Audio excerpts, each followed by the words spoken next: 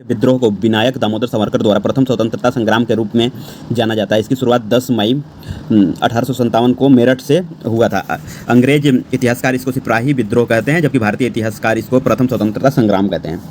हैदराबाद के संस्थापक कमरुद्दीन सिद्दीकी को सम्राट फारूक शियार द्वारा निजामुल मुल्क की उपाधि से सम्मानित किया गया था।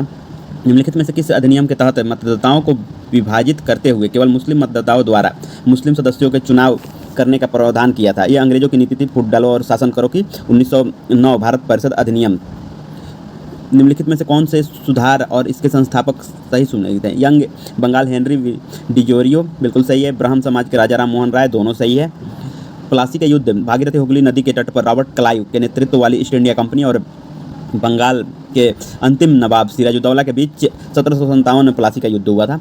ईस्ट इंडिया कंपनी के शासन के तहत बैंकिंग प्रणाली को 1881 में डैश के रूप में पेश किया गया, जो कि 1958 तक चला। यह अवध कमर्शियल बैंक है, जिसका हेडक्वार्टर उस समय फैजाबाद हुआ करता था।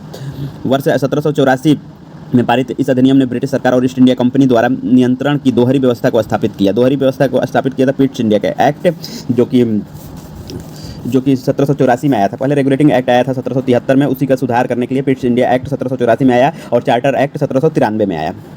बंगाल के किस नवाब के तहत भूमि प्रबंधन की जागीरदारी प्रणाली को मलजस्मानी प्रणाली द्वारा प्रतिस्थापित किया गया, जो अंततः जमींदारी प्रथा हुआ? ये मुर्शिद कुली खान ने किया था।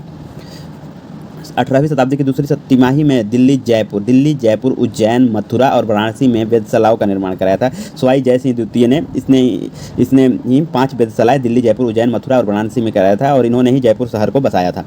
प्रसिद्ध भारतीय स्वतंत्रता सेनानी में एक लोकमान्य बाल गंगाधर तिलक का समाचार मराठा और केसरी था।